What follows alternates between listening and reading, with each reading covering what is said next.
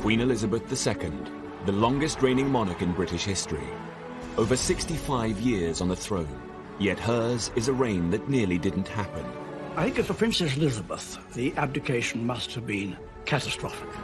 Driven by duty, My whole life shall be devoted to your service. she's ruled over crisis and war, Our thoughts today are with those in the South Atlantic. and dramatic social and technological change. Television has made it possible for many of you to see me in your homes on Christmas Day. She's seen over 12 prime ministers come and go. The Queen has a very sharp mind. She's endured the breakup of the empire and the creation of her beloved Commonwealth. The Queen had an instinct Of what the new Commonwealth was about. Throughout it all, she's been a steadying presence. Yet the most famous woman in the world remains mysterious. This is the inside story, as told by her closest friends and advisors. I think the Queen is basically a very shy person. She's very humble, actually. She's a wonderful mimic. I mean, she's really, really funny. It's hard to imagine a world without her. She has done her job bloody well. Elizabeth, the wife, the mother, the Queen.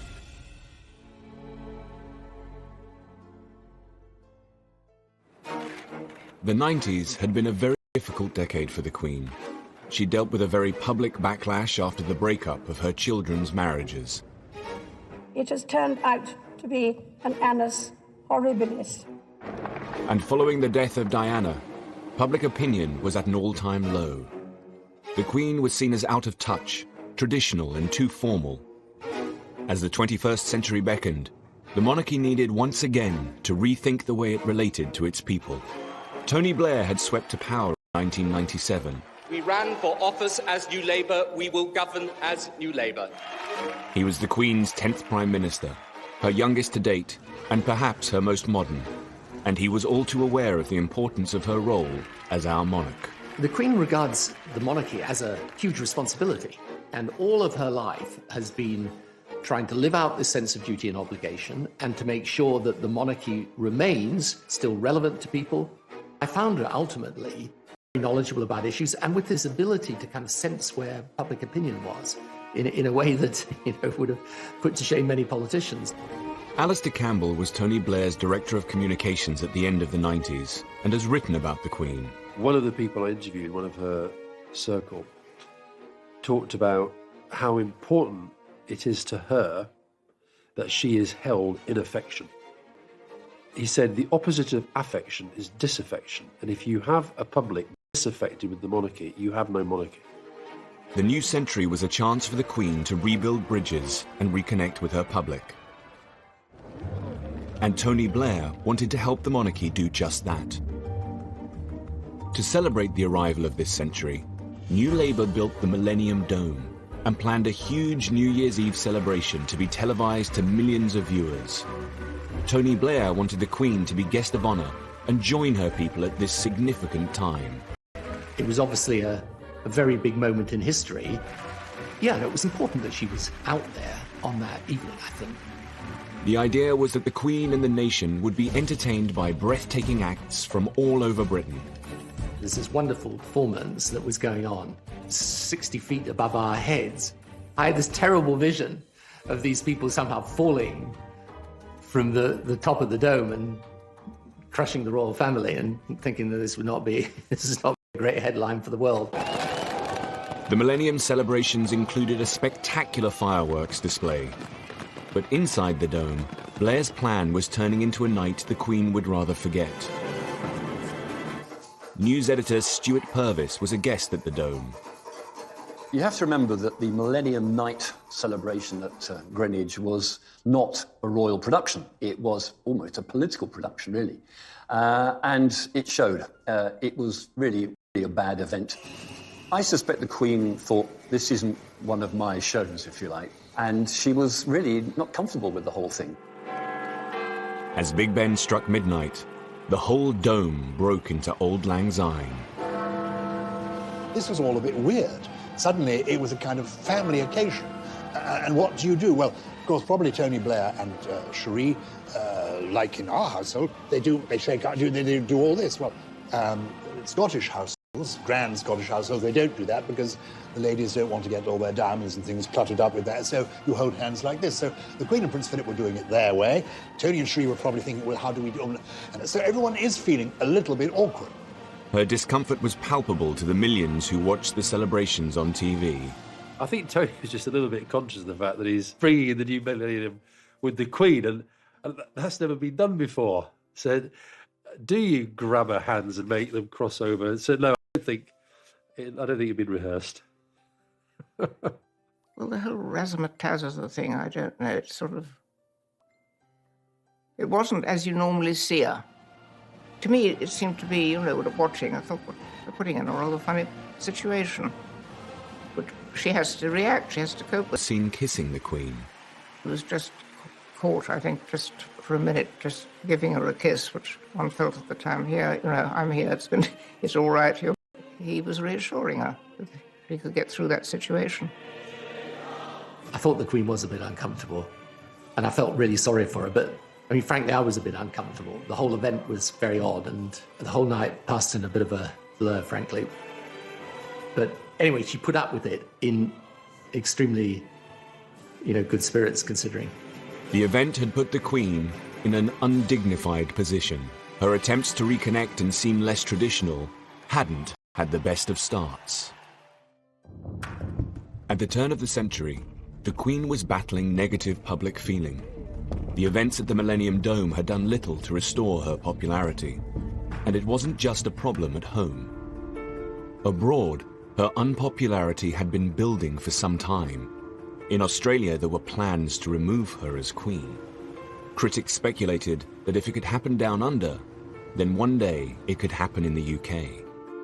In the 1990s, Australian Prime Minister Paul Keating had proposed a republic. It would be the intention that as a result of this committee's deliberations and the public discussion that would follow, the Australian people would be in a position to decide by referendum later in the decade whether Australia should become a republic by the year 2001.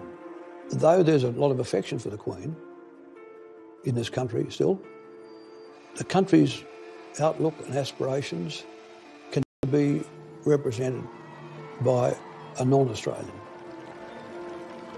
When I met the Queen in Balmoral, she said, of course, I will always take the advice of Australian ministers and the Australian people. And I said, ma'am, we'd expect no less and ask for no more. As well as Australia, the Queen was the head of 16 different nations across the globe, from Canada to Jamaica, New Zealand to Papua New Guinea. If Australia became a republic, more countries could follow suit. But despite the high stakes, she was careful not to get involved in the public debate. There was an affection there. After all, Prince Charles had been to Geelong grammar school for a term or so. I think it would be disappointing to the Queen. But on the other hand, she had really accepted that it was the decision for the Australian people to make. In 1996, Keating was replaced as Prime Minister by John Howard, a politician with monarchist sympathies. But the referendum would still go ahead as planned. I honestly do not believe Australia would be a better...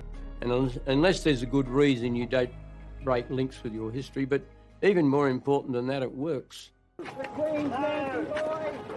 On the 6th of November 1999, Australia went to the polls. As the Queen nervously waited for the result, it looked like her 48-year rule of Australia was about to end. Well, the Queen was intensely interested in the outcome.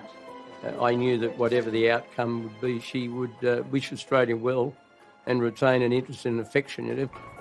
When the ballots were counted, the results were a surprise to many. All 6 states had voted to keep the Queen. The country had an appointment with history, and it failed the appointment. Incidentally, the Australian rugby team were in the UK, competing in the World Rugby Cup final in Cardiff. The Queen was there to present the trophy to the winner. I'm told she was very pleased, but by the person who officially conveyed the result. What we didn't know is that the Australians would come to the UK and win the Rugby World Cup, which added a certain piquancy to it, including the Queen presenting the trophy to John Eales, the Australian captain, just after the result of the referendum. As they say in Fleet Street, you couldn't have made that up. The Queen's presence at the Rugby World Cup final was a symbolic moment. For many Australians, it was cause for a double celebration. The Queen had held her own in the country she regarded with fondness. But closer to home, family worries were about to test her in a far more personal way. The Queen's sister, Princess Margaret, had been ill for some time. In 2002, her health took a turn for the worse. Princess Margaret had always been the Queen's glamorous and mischievous sister, and they were devoted to each other.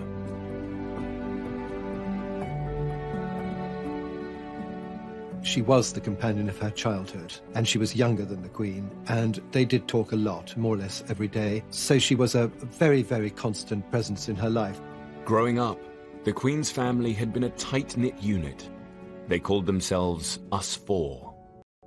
After the death of their father, two sisters became even closer, and they'd had other difficult times.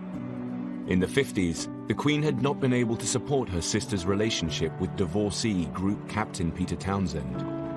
But despite this tension, they had remained close. Lady Glenconnor was one of Princess Margaret's best friends and a maid of honor at the coronation. Princess Margaret adored the Queen and was always very loyal. I mean, she always talked and was very proud of what the Queen had done and all that. During the breakup of Princess Margaret's marriage to Anthony Armstrong, with her a lot, and she sort of did her best to make it better for Princess Margaret, I think. In February 2002, Princess Margaret died from her third and final stroke. The Queen had lost her only sister. Well, I would imagine she was expecting it, because she had Princess Margaret been ill for a very long time. We're all devoted to her. She was so good to everybody, and I think a lot of people wept a lot. In a way, it was sad, but I was so glad that Princess Margaret, who had suffered so much at the end, and for somebody like that who had been so vivacious and beautiful and enjoying life, to see her in a wheelchair, unable to see, it broke my heart, actually. Princess Margaret's funeral was a relatively low-key affair for a member of the royal family. For the Queen, it was a doubly sad occasion. Princess Margaret's funeral fell on a very painful anniversary. 50 years ago to the day, they had buried her father in the same chapel at Windsor. When Princess Margaret died, and the Queen Mother was still at Sandringham, where she would have probably stayed, but she insisted on coming down to Windsor and taking part in the funeral. A fragile Queen Mother didn't want to be seen by the press. We all sat in front, all the ladies in waiting, together. And it was terribly poignant because the Queen Mother was a wheelchair. And when the coffin went by, she tried to stand up. I think she may have been helped up so that she could be standing when Princess Margaret's coffin went. Princess Margaret was cremated, one of the first members of our family, I think, because she wanted to be buried between her parents. And there was any room, really, for ashes. In the weeks after Princess Margaret's death, the Queen Mother's health continued to deteriorate. The Queen had obviously been worried about the Queen Mother for some time because the Queen Mother was an enormous age and was appearing in public very regularly. The Queen would obviously be worried that she was going to fall over or something, which luckily she never did. I think the Queen Mother had been ill for some time, and she had some trouble with her lungs, I think. Constant coughing and that sort of thing. But it was all kept fairly low-key, they didn't talk about it much. And she was, after all, in her 102nd year, I think. Wonderful. The Queen Mother had been the Queen's rock throughout her 50-year reign. I think hardly a day went by without communication between them, either visit or telephone call. And when the Queen was overseas, she wrote a series of letters every day back to her mother. I mean, the Queen Mother had a lot of adulation from the public, and people got a lot of her mother's qualities in her, the Queen. Just 6 weeks after Princess Margaret's death, on the 30th of March, the 101-year-old Queen Mother passed away. The Queen Mother, mysteriously and miraculously, waited until the one day in the year when she could have died without any inconvenience to anybody. She waited until the Queen was at Windsor, with all her family around her. The Queen was out riding and was just summoned to Royal Lodge, and as I understand it, the Queen Mother had her head perfectly all right until about 10 minutes before she died, when she just sort of basically spun away. The two women who had been closest to the Queen throughout her 50-year reign were now gone. She'd lost her mother, who was not only a friend and companion, but her mother, somebody she spoke to every day on the telephone, that she would visit regularly, that she knew and loved, and was the link also with her father, a key figure in the Queen's life. The Queen Mother's would be the first royal public funeral at Westminster Abbey since Princess Diana's in 1997. There was speculation in the newspapers that people wouldn't turn up, that, the Queen Mother, being over 100 years old, belonged to another generation, that people wouldn't remember her. In fact, people turned up in their hundreds of thousands. I mean, the country was mourning. Sir Michael Wilcox was the Queen's black rod at the time. He was her daily representative in Parliament and responsible for many ceremonial duties. After the Queen Mother's death, he organised for the coffin to be brought to Westminster Hall, where the public would come to pay their respects. Initially, when she died, and at the first coordinating meeting at Buckingham Palace, there was a sense that we should only open the lying in state for a limited period during the day. And I argued against that. I felt that the nation would turn out for the Queen, both in sympathy and to show their affection. We opened on the first morning, and within 3 hours we had a 3-mile queue. And I then said, OK, we'll keep it open 24 hours a day. It was overwhelming, and the queue went right the way out down the other side of the Thames. There were all kinds of people. There were young children, young mothers, young families, and the older generation. So you name it, and they're in that queue. Over 1 million people came to mourn the Queen Mother. It is the fairy tale Queen Mother, the mother of our sovereign. For much older people, she was the Queen during the Second World War. She represented their lifetime story. There is an outpouring of emotion that is about oneself, one's country, exemplified in the life of the person who has died.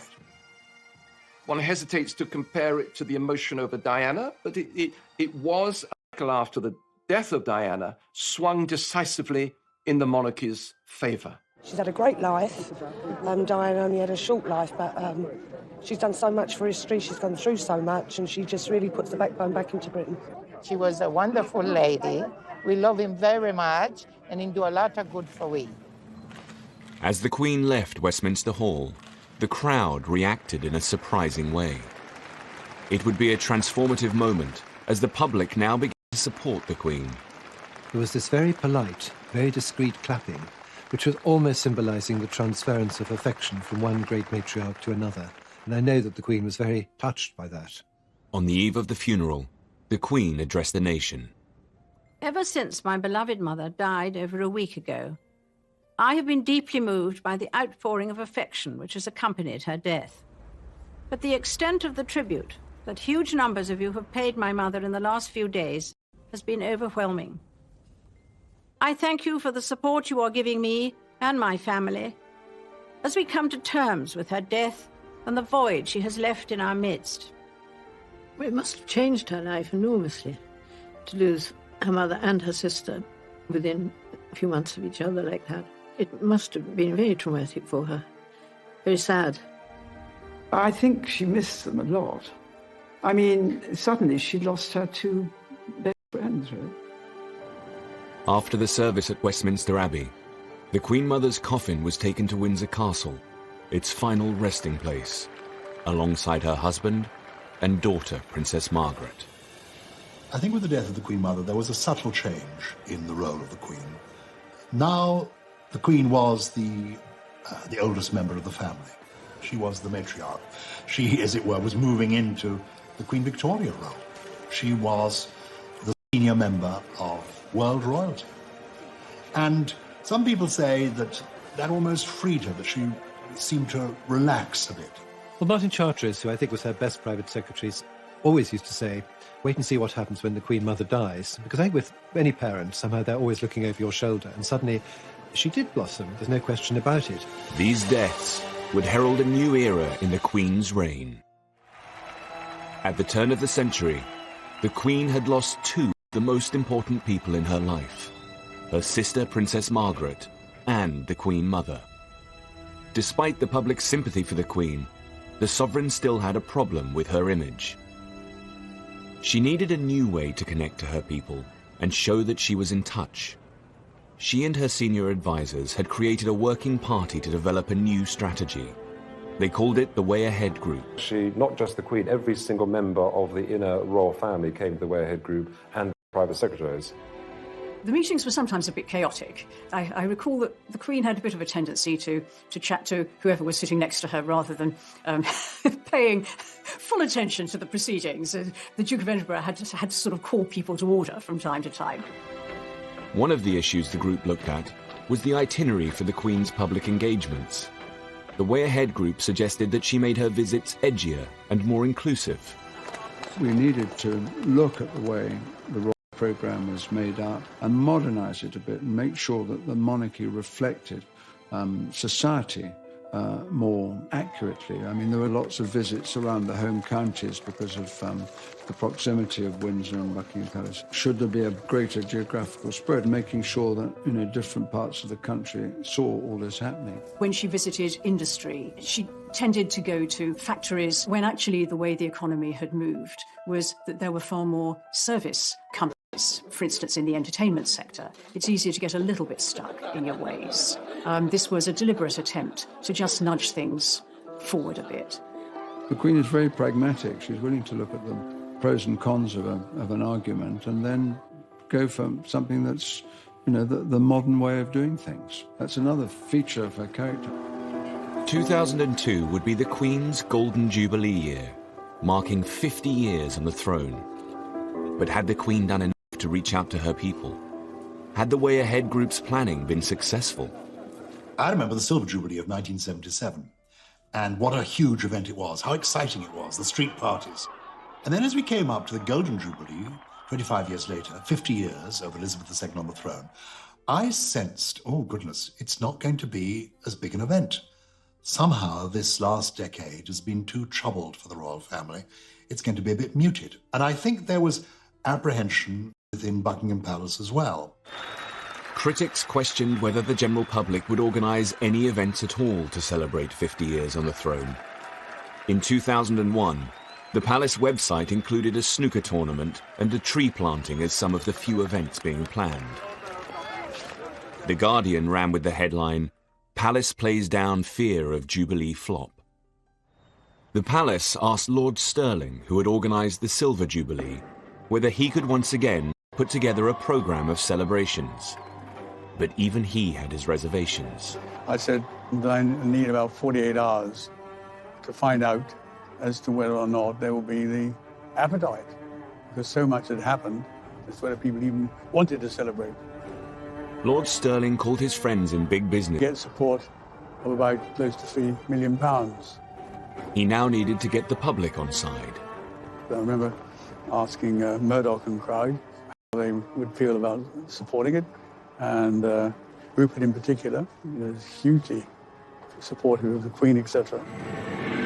Rupert Murdoch's newspapers began to get behind the Golden Jubilee.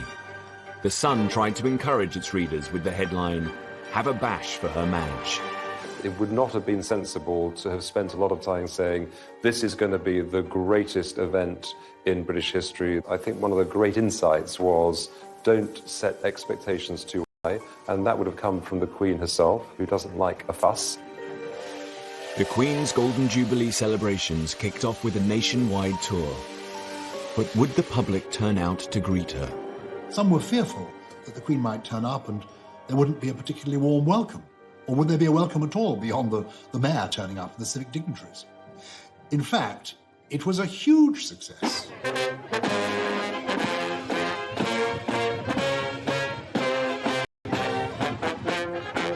I was privileged to be part of the tour, to go on some of these visits. And the Queen was moved, was touched to find that so many people turned up, cheering, waving their flags.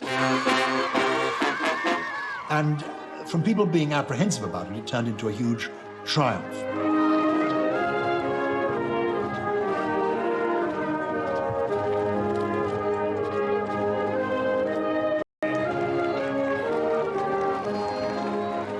she said, "What's this?" And I said that it was a picture and I drew it for her, and she said thank you. I thought she was going to be quite nice, and she was.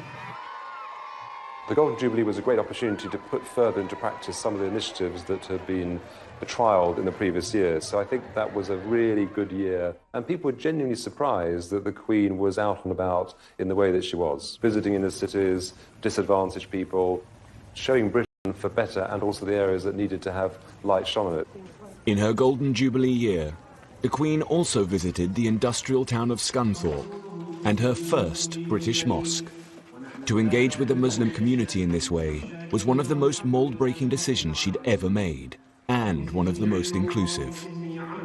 The idea came after 9/11, when the terrorist attack on Twin Towers, and I said to them that I need to send the letter to Her Majesty the Queen to invite her.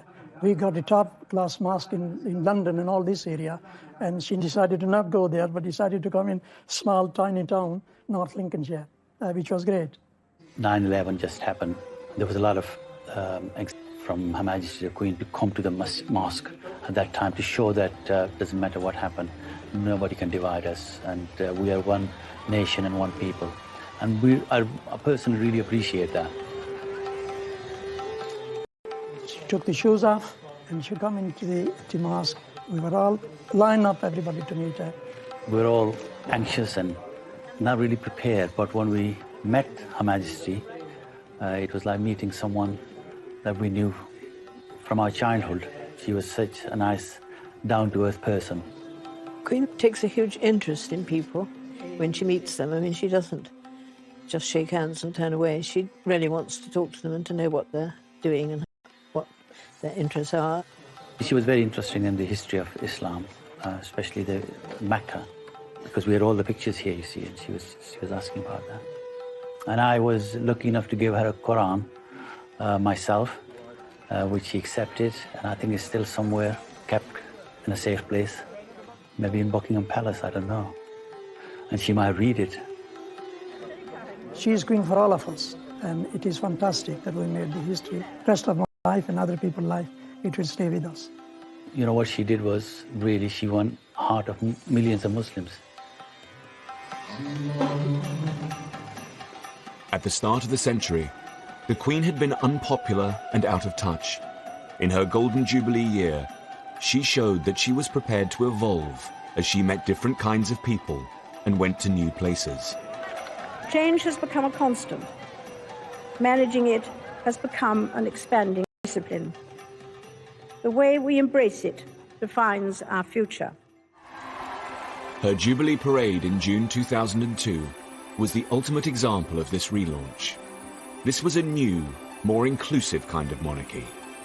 20,000 people marched down the Mall, including firemen, circus performers, Bollywood dancers, and even Hell's Angels.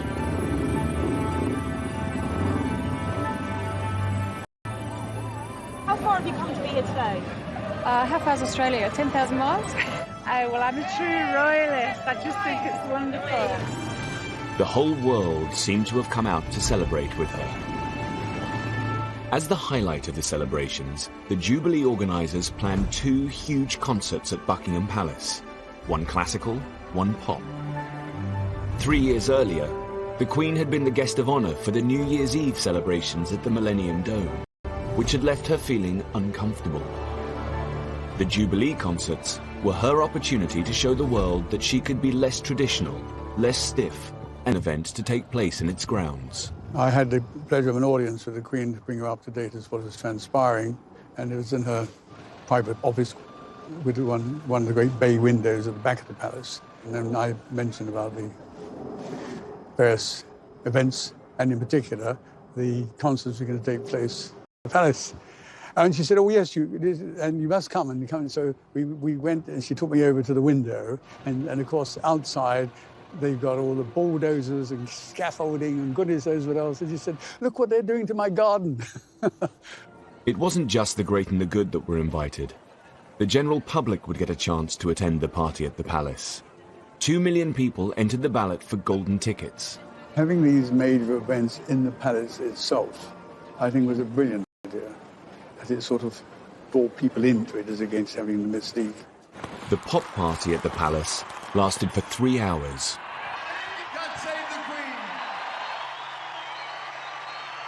The concert's iconic moment would be Brian May from Queen on the top of Buckingham Palace.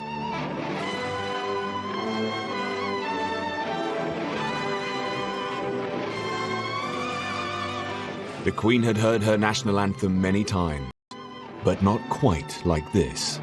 I think, British people are always up for a party. And I think perhaps most importantly, that actually, given the opportunity to say thank you to their sovereign, the British people will take that opportunity and they will say thank you. And that's what I think was symbolised in those events. The Queen didn't expect much of the Golden Jubilee, but perhaps with the Golden Jubilee, we see the beginning of a more self-confident monarch emerging. It's her millennium. It's her turning of the clock and moving into a new, very relaxed, very happy age. The Golden Jubilee had put the Queen back on top, but there was still a problem that she needed to resolve. At the classical concert, a few rows back from Prince Charles, was his longtime mistress, Camilla Parker Bowles. This was her first public appearance in the presence of the Queen. For the Queen to truly put the difficulties of the past decade behind her, Camilla's status in the royal family needed to be dealt with once and for all. By 2005, it became clear that Prince Charles's relationship with divorcee Camilla Parker Bowles needed to be sorted out. Camilla's presence tarnished the Queen's public image. Divorce from the early years has been the bugbear of the Queen's reign, from the abdication through Margaret and then up to Charles and Diana. It manifested itself still as an issue when it came to the remarriage of these two divorced persons, Charles and Camilla. But there was this extra for the breakup of the marriage and the tragedy of Diana. By the time of the Jubilee, Camilla was living with the Prince at Highgrove. He had always made it absolutely clear that she was a non-negotiable part of his life. So you have a situation where the Prince of Wales is basically, if I can put it like this, living with his mistress. And that's not very satisfactory, because one day he becomes head of the Church of England. She was a divorcee. He had also been divorced, but his first wife was dead. In an attempt to introduce a more positive image of Camilla, Prince Charles ran a carefully planned public relations campaign. The Camilla problem needed to be settled before his succession to the throne. If he was going to marry her, it had to happen during the Queen's reign, and so a very well orchestrated campaign set up, which took about 2 or 3 years, at the end of which they were able to marry. The 9th of April 2005, Charles and Camilla married in Windsor Registry Office. But there was one key person who could not attend. The Queen clearly believes in being the defender of the faith, and people also forget she is the supreme governor of the Church of England. So there are certain things that she will not do because of the kind of authority God has given her. The Queen could not possibly be seen to countenance the remarriage of two divorced persons. So it was quite simple. They had to go down to a registry office in town, in Windsor, and get that side of things done, the public side, with her not involved. But it doesn't mean she will be unloving. So she would really recuse herself from those areas which, in fact, she says to herself, I am the supreme governor, but Charles, my son, a service where God's blessing and forgiveness is being asked for, I'll be there. The Queen did attend the blessing and hosted their reception at Windsor Castle. Sir Nicholas Soames was one of the wedding guests. It was a wonderful day, a huge gathering in St George's Hall. And the Queen was very, very much on parade. And she made the most charming speech. It was a special day for the Queen in more than one ways, in that it was the day of the Grand National. Brass tapped. Voice says, the Queen has an announcement to make, an important announcement. And the Queen stands there and says, yes, exciting news, everyone. Hedgehunter has won the Grand National. She used it as a metaphor and talked about Charles and Camilla and said how they'd survived Beecher's Brook, how they'd survived the chair and all the other obstacles. She said, welcome to the winner's enclosure. And to liken the struggle that they'd been through to the Grand National from the Queen really was the sign of approval. She was absolutely charming, and there was a great roar of approval. I mean, a great roar after she'd done it. It was a great day. No, gosh, I mean, what a time it has been. The marriage seemed to draw a line under the Queen's troubles. In 2006, as she approached 80, the monarch moved into a new phase. I do think the press in particular didn't see the royal family institution, the monarchy, as being a source of stories in the way that they had previously, and that made a difference. I think the country were getting used to a new generation of the royal family, and I think the fact the young princes were emerging made a huge difference. I think people began to see the Queen also not just as a mother, but as a grandmother. As the decade ended, her grandchildren began to take a more visible role in royal life. They obviously love her, and I'm sure she loves them too. And I'm sure they go to her for advice, because they couldn't have a better person to ask. I think if you asked Prince William and Prince Harry if they'd learned anything from the Queen and the Duke of Edinburgh, they would say a great deal. I know that's the case because I've heard them talk about their grandparents in terms of respect, affection, but also seeing how they do things. And if you like the style of Prince William and Prince Harry, it's because they've learned a lot from past masters at the game. As the Queen headed towards the end of the decade, she had a new confidence. I think the Queen is basically a very shy person. I've seen her stepping out of the royal train and having to gear herself up to face the crowds many times. When that challenge is overlaid with public criticism, as there was, for instance, at the time of Princess Diana's death, I think it's very hard to bear. So if instead what you're reading in the newspapers and seeing on television is broadly supportive and warm towards you, you relax in turn. And that is what's happened to some degree for the Queen. Finally, she came into her own and became in many ways a different woman, clearly at ease with herself, but she is clearly totally at ease enjoying her job, and the country is enjoying her doing it and wants her to go on doing it as long as jolly well possible. She had seen personal loss with the deaths of her mother and sister.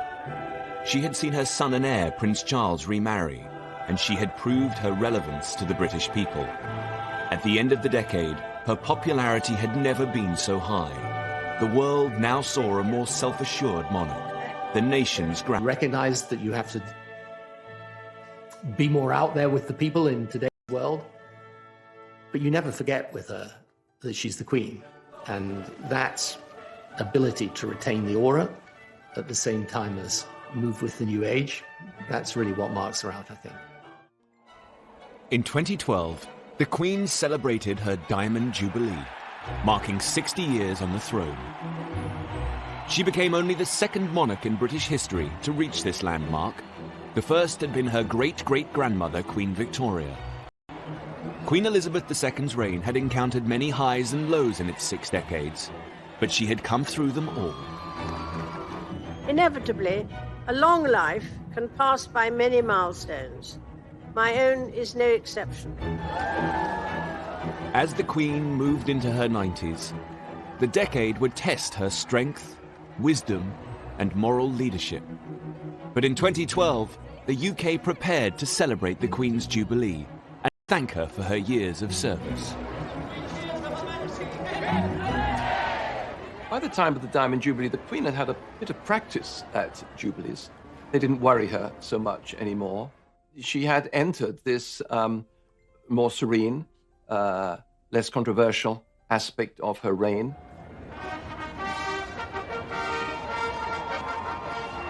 For the Queen, it was a moment of saying, I have come through it all. I have come through difficult times, the very hard times, the 70s, the 90s, and now here I am still, soaring high in popularity. To mark her Diamond Jubilee, Britain would hold year-long celebrations. The highlight was a River Thames pageant, harking back to the golden era of Elizabeth I. I wanted to do something wonderful on the Thames and proposed the idea for a pageant, and a pageant of the size and scale which hadn't been seen on the river for over 200, 300 years. The vision was to bring the Thames to life, magnificently with boats and music and bells and whistles. The Queen would survey a flotilla of passing boats. Over 1 million people lined the river to catch a glimpse of the Queen and her Thames pageant. Every single one of them wanted to express their pride in their nation and their patriotism to the Queen. I think that's what motivated everyone. A wonderful day. Everywhere you looked up to the high-rises, on the bridge parapets, on the riverside. Everywhere there were people shouting and cheering and waving flags. It was just the most extraordinary sight. It was wonderful. Despite the June date, it rained for most of the pageant. Specially chosen to perform in front of the Queen.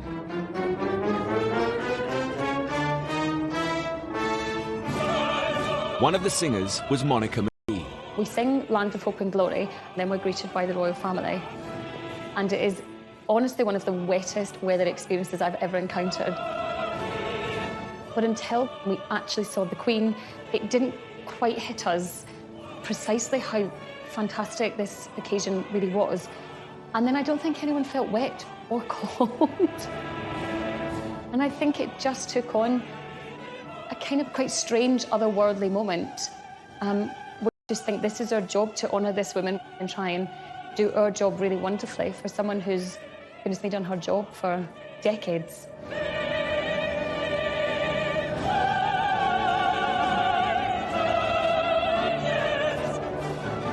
And I'll always remember the image of the singers with mascara running in the rain. I never imagined it like that in the 3 years of planning, that's the way it would turn out. But it was wonderful in the way it was completed. There was also, I think, a feeling of poignancy on her part and on the part of those who were there, that this could well be the last time. That the idea that maybe one day, before too long, we won't be saying, God save the Queen anymore, added something to that occasion.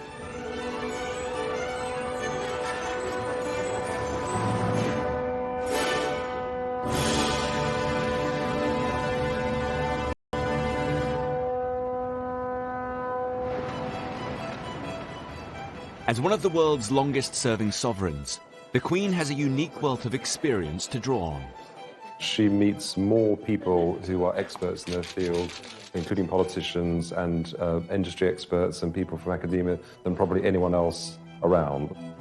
Throughout her reign, she's received red boxes with ministerial papers and briefs from Downing Street every day. It's hard work it is when you think about the Queen every night of her life. Most people can probably go home and do what they want to do, but the red box appears every single night. As long as she's been monarch, the Queen has held a weekly audience with her Prime Minister. From Winston Churchill to Margaret Thatcher and Tony Blair. At a superficial level, she was just the Queen, listening to the Prime Minister, as it were, and exchanging different conversations with the Prime Minister. But as the time went on, in my interaction with her, I came to have a real regard for her basic judgment and perception about society, about the country, about the people of the country. All this helped to end hundreds of years of hatred against the British.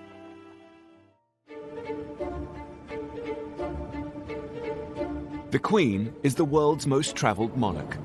She has officially visited over 120 countries.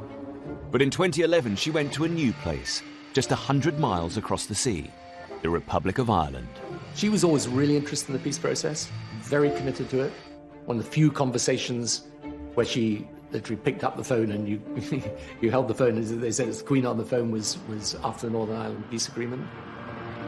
For over 100 years, British rule had been viciously contested in Ireland. Hundreds of people on both sides of the water had been killed in what came to be called the Troubles. The Queen herself suffered great personal loss. In 1979, the IRA had murdered close family members, Lord Mountbatten and his 15-year-old grandson. Known to her as Uncle Dickie, his death had been a huge shock. The Queen, I think, was genuinely fond of Mountbatten. It was a totally gratuitous, pointless murder. To honour this great loss, he had been given a funeral at Westminster Abbey. But I think the depth of feeling is so terrible at that time. You know, with the IRA and what they'd done, and how do you forgive, you know? But you have to move forward best you can. The Queen's visit to Ireland would be an extraordinary moment of diplomacy and would test her personal strength. The truth of it is that it had to be right from the Irish perspective. You know, there's a long history. Some of that history has been bloody and brutal, and it's a moment you've got to choose very carefully when the Queen, I mean, the symbol of Britain, comes to visit the Republic. It was the Queen's, obviously the Queen's own idea that she should go to Ireland, and probably had wanted to for some time. I remember thinking, you know, just hope everything's going to be all right. The visit witnessed one of the country's largest security operations. Mary McAleese was the President of Ireland, who hosted the Queen's stay. I can tell you that when we invited Her Majesty the Queen to come to Ireland, there were a lot of people who were not happy. I got the letters. We knew that there would have been people who would not have wished her well. So yes, security was massive. On her first day, the Queen went to Dublin's Garden of Remembrance, a site that commemorates the Irish. Now, here was the Queen, paying her respects. She laid a wreath, she stepped back, and she did something that nobody really expected. It's a simple thing. She inclined her head. In that gesture, you could almost hear the softening of the arteries of resentment, the softening of the anger, the winning over of people. Her speech at the state dinner in Dublin Castle stunned all of the guests. The very first words she used, to everybody's surprise, were 5 Irish words.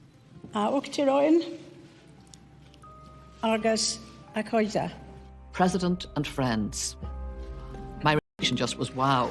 And I was watching right around the audience where everybody else was saying, you know, wow. The saying of that in the Irish language went deep into the hearts of people because for generations, the British establishment had tried to obliterate this ancient language and had come very close to doing so. The speech continued in a very personal tone. Through the history, our islands have experienced more than their fair share of heartache, turbulence and loss. These events have touched us all, many of us personally, and are a painful legacy. We knew that she was talking, obviously, about Lord Mountbatten. We could feel this was a human being whose hurt and pain was real, happened in our time, happened as a result of our historic enmity. The entire trip took some very bold and risky decisions. On the second day, the Queen visited Croke Park, the spiritual home of Gaelic sports. But it was more than a sporting venue. In 1920, this was the site of the first Bloody Sunday. In 1920, in the middle of a match, British forces went through the gates in tanks. They opened fire on players and on spectators and killed a lot of people and maimed more. It became a moment of utter rage for Ireland that fueled the ongoing historic resentment. The president of the Gaelic Athletic Association, Christy Cooney, took the Queen to where the massacre happened. I'm sure her people had explained to her exactly what Croke Park meant. I'm sure she was aware of Bloody Sunday, and she would have known the environment she was coming into. My memory of her walking onto the pitch and Christy Cooney saying to her, you know, this is where British troops came in and killed 14 people on Bloody Sunday. And I can still remember a voice that was breaking with real heartache. And she just said, I know, I know. I just thought she carried it off extremely well. The Queen's empathy had helped her forge a new relationship with Ireland in a way that no other British statesman could have done. It's a sort of healing process in her presence, I think.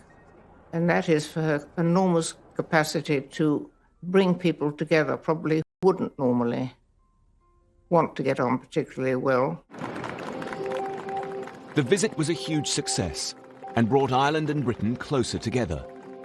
The Queen would take the peace process a step further a year later in a previously unimaginable act.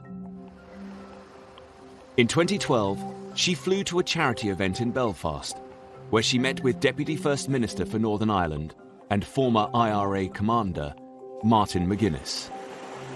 Simple handshake between the head of the British state and a former IRA commander. To be prepared to reach out and shake the hand of the people who, has been responsible for the death of someone who was very close to her. She was prepared to overcome all of that legacy, all of that history, and in the interests of peace, to reach out and do it in a genuine way. The signal of that handshake was worth millions of words. For both sides in the equation, there would have been considerable difficulties. You can imagine the kind of pressures on both. And yet, both of them are leaders. And that's what leaders are called to do, to push out into the deep, to do the difficult thing, to do the courageous thing, to do the risky thing. I mean, what a gesture. If you can do that, I think most people could do a lot more than they do to make things better. As head of state, the Queen has built bridges in ways that no politician could have done. Back at home, her responsibility in this role is one that she's had to carefully navigate over the years. The Queen must be above politics, but she is a crucial cog in our constitution. Not only does she officially open Parliament, she is still the only person who has the power to appoint a Prime Minister. She's a person who has to be satisfied that the Prime Minister has a sound majority and a basis for exercising power. In 2010, Labour Prime Minister Gordon Brown called a general election. The polls showed that there may not be a clear winner, which would leave the Queen in an unprecedented scenario about who to appoint as Prime Minister. I was working in Number 10 at the time as the Prime Minister's official spokesman, and it was pretty clear in the run-up to that election that it was either going to be a hung parliament or a coalition government, so we could actually work out what would happen. As a result, the Queen's advisers came up with a set of written guidelines, for the first time defining what part she should play. The Cabinet Manual does make absolutely clear that the Queen has no role other than a formal role in appointing the Prime Minister. She has no discretion in those areas. In the event, Labour lost their majority, but the Conservatives didn't have enough seats to form a government. With the outcome of the general election, we find ourselves in a position unknown to this generation of political leaders. As talks got underway for a coalition government, the Liberal Democrats, led by Nick Clegg, were courted by both the Conservatives and Labour. But these discussions would take time. The Queen remained at Windsor Castle for the 5 days of the coalition negotiations, so that no one could accuse her of intervening in the process. I was in the Prime Minister's study when he called Nick Clegg on the Tuesday afternoon and said, "Nick, I can't wait any longer, nor can the Queen. I need your answer." And Nick Clegg then had to make the decision that he would go into coalition with the Conservative Party. I've informed the Queen's private secretary that it's my intention to tender my resignation to the Queen. I shall advise her to invite the Leader of the Opposition to seek to form a government. For his final trip to the palace, Gordon Brown took his wife and 2 small sons as Labour bowed out of power.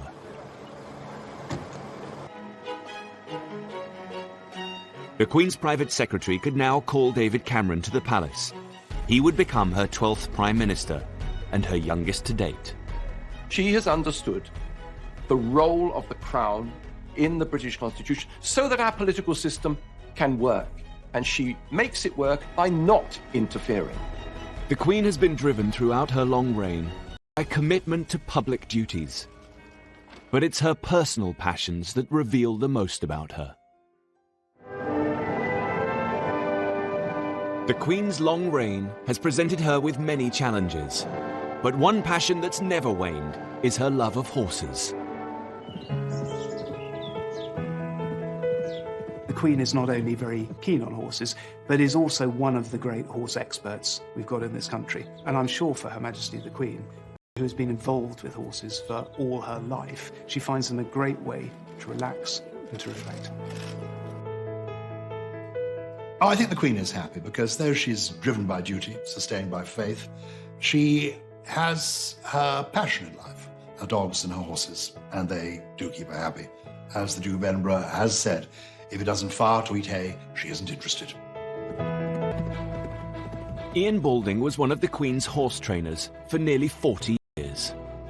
There is a special relationship between the Queen and her trainers. You'll ring Buckingham Palace and I'll say, it's Mr. Ian Balding speaking, could I speak to Her Majesty, please? Yes, one moment, sir. And 5 seconds later, you're through to the Queen, you know, which is pretty remarkable. I've been with Her Majesty on race days, and if you happen to have a winner when she's there, that is the ultra moment. Bear in mind, she has bred all these horses herself, so she knows their mothers and their grandmothers and their great-grandmothers. And I remember a lovely horse we had for her, a colt called Magna Carta, who won at Royal Ascot. He won the Ascot Stakes. The Queen learnt to ride as a young child and has continued into her 90s. I'd read in the papers that the Queen had stopped riding. And I knew that she loved riding every day, and I thought, oh, how sad. And I wrote to her saying, ma'am, I'm so sorry to hear you've given up riding. Anyway, I had a letter back in the post the next day, literally saying, that's absolute rubbish. I haven't stopped riding at all. The Queen's personal life is closely guarded, particularly in one of her favourite places, Scotland. She is descended from the Kings of Scotland and spends every summer at her home in Balmoral. It is a magical place because it's so timeless. And the dogs are there, the children can be there, friends are there, and there you are, the castle's their home. Well, Balmoral is a very relaxed place, and I think the Queen feels relaxed when she's there. We were picnicking on the shores of Loch Mick, which is about 8 miles from the castle, and a party of youngsters appeared, and they all had a sort of sideways look as they passed. And then one of the young ladies came back, plainly a Londoner, and looking at the Queen, she said, "They tell me you're the Queen." And she said, "Well, I am." "What are you doing here then?" She said, "I live here." She loves being a Scottish country lady, but this is always in the context of Scotland as part of the British family. In 2014, there was a real danger that Scotland was going to leave the Queen's beloved British family when Prime Minister David Cameron agreed to call a referendum on Scottish independence. The ballot was to be held in September. She's in Balmoral in a referendum campaign. In early 2014, the campaign to leave had been trailing in the polls. But by the time the Queen came to Balmoral for her summer break, the Scottish nationalists had narrowed the lead. In the last couple of weeks, the Yes campaign and the No campaign were effectively neck and neck. There is a real sense of emergency taking hold in London, and a sense too that the Queen actually could be the ace for the UK campaign, that she's the person that's actually going to have to intervene to make absolutely certain that they were going to win the No vote. Despite all of her instincts to stay out of the race, despite all of her instincts that it's not constitutionally proper, there is an immense amount of pressure being brought to bear on her. Just 4 days before the referendum, the Queen made an unprecedented comment. Veteran reporter Jim Lawson was as usual covering her Balmoral stay. We were in a normal place, corralled outside the church grounds. After about half an hour, the policeman came down and said, "Would you like to come up to the church?" That was unheard of, you know. We actually wondered what was going on. And I thought, I wonder if she's going to approach the crowd. As she did, one of the bystanders mentioned the referendum. The Queen said, "Well, I hope people will think very carefully about the future." The bystander was happy to tell Jim the Queen's comment, but curiously wouldn't give him their details. If the Queen talks to someone, they're always delighted to tell you, but not this time. Some wondered whether the bystander had been planted in the crowd. Others thought it was just a chance comment. Either way, the newspapers needed to corroborate the story with Buckingham Palace. The palace didn't confirm it, but more importantly, they didn't deny it. We knew we were onto some story there. Now, if you translate that to you're standing on the edge of the cliff and the Queen says to you, think very carefully about what you're about to do, she's not advising you to jump, is she? Newspaper editor Severin Carrel felt the comment was the result of a lot of thought. One could read it either way. And as in that sense, it was very, very carefully written, very cleverly written. But we realised that the Queen had made a quite deliberate and quite carefully drafted interjection. She had intervened into the referendum campaign. On Thursday, the 18th of September 2014, Scotland went to the polls. The majority of the people voting have voted no to the referendum question. I have worked so hard to save Scotland because I'm a proud Scot and I'm a proud Brit. Ladies and gentlemen, I think that's been a pretty fair kick of the ball. For now, the Queen's United Kingdom was intact. But this wouldn't be the last time that her position would be used in politicians' arguments. In 2016, the question was to leave or remain in the European Union. On Monday, I will commence the process set out under our Referendum Act, and I will go to Parliament and propose that the British people decide our future in Europe. In the charged atmosphere of the EU debate, it was perhaps inevitable that someone would try to involve the Queen in their argument. Thomas Newton Dunn is political editor of The Sun. He was tipped off about a conversation between the Queen and European Union supporter Nick Clegg. Well, I was told a most fascinating story by an impeccable source of an extraordinary row during a lunch she held in Windsor Castle. And so this is going back 2011, 2012 now. They ended up discussing Europe. The Queen ended up getting into quite a lively dust-up with the Deputy Prime Minister, who was a very strong pro-European politician. The Queen was putting forward some very strong views on the future shape of Europe and the direction which Europe was going in. The Sun wasn't only planning to report the alleged conversation, but to boost it by quoting prominent Brexiteers. This led to their infamous headline. Queen backs Brexit came from ringing up a couple of Tory MPs to find out what they thought about it, and some of the very passionate Brexiteer MPs leaped on the suggestion that the Queen might be pretty Eurosceptic to say, well, in which case, that must mean she backs Brexit. But very closely written underneath was bombshell claim, because of course it was these MPs' claim she must back Brexit rather than ours. When Downing Street found out that The Sun was going to run with the headline, they began to investigate the source of the story. So when I first saw the Queen backs Brexit headline, I wanted to see very quickly, well, what was this based on? And it seemed to be at a lunch that had been many years before. How could she back something several years before when it wasn't even a term that was invented or even something that was seen as a particular possibility? Nick Clegg strongly denied the story. I think it's appalling that people who want to drag the United Kingdom out of the European Union now want to drag the Queen into the European referendum debate. And as for the Sun story, it's nonsense. It is not true. I couldn't be clearer than that. The palace thought that the headline was misleading and immediately lodged a complaint to the Independent Press Standards Organisation. At the time, the palace said they were extremely angry, and the Queen is never to be dragged into politics, and they're now going to put a stop to it by making a formal complaint. They wanted to draw a line in the sand and to extricate the Queen from any more political rows. Ipso upheld the complaint, saying the headline went further than the claim about what the Queen might think. The Sun was forced to print its ruling, but by then, the whole story had fueled the Brexit debate. I don't know that you could necessarily say that it persuaded people to vote for Brexit, but I think it was certainly another tick in the column of people who wanted to leave the EU. We know political opinions, but in public, in terms of aura, she exudes impartiality. She exudes being what a constitutional monarch should be, above politics, above opinion. As head of state, the Queen has battled to stay out of politics, but at times needs to be at the forefront of Britain's national events and disasters. In 2017, the world woke up to one of the most shocking tragedies of recent times, the Grenfell Tower fire. Where the fire was now spreading, people were reaching out from the front window, trying to grasp a bit of fresh air, trying to breathe. It looked like they were struggling. It was harrowing, torturing screams for help. It was Like a horror movie. When the fire got to its peak point, I could actually hear a man screaming, and then all of a sudden the screaming just stopped.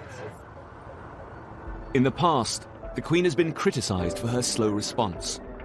In the 60s, she waited 8 days before visiting the victims of the Aberfan disaster, an accident in a Welsh mining town which claimed the lives of 28 adults and 118 children.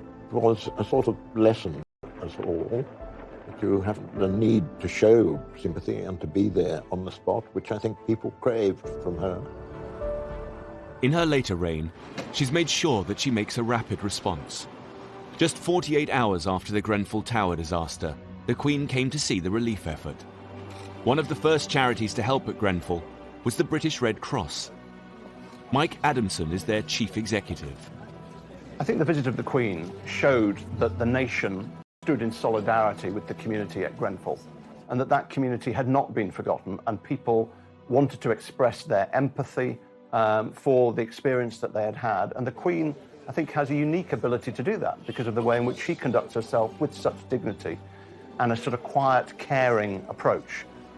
And she went immediately to greet people, to say hello and how are you? And this was a big event affecting a lot of people in our country. She showed her sympathy and empathy and tried to reach out and wanted to be there to help. It was very moving.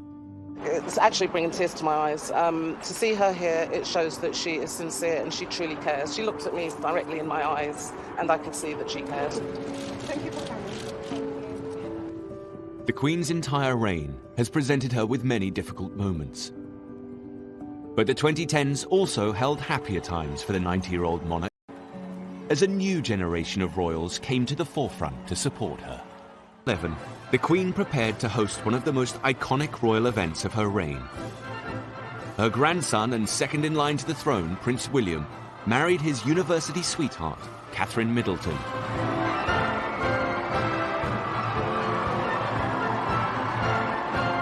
It was a significant moment for the Queen's succession.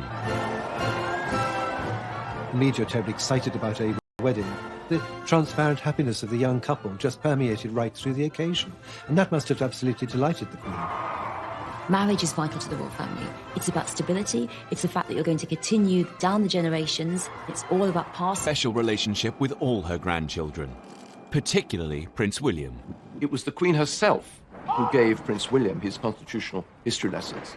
And when he becomes king, it is in her constitutional style that he proposes to reign.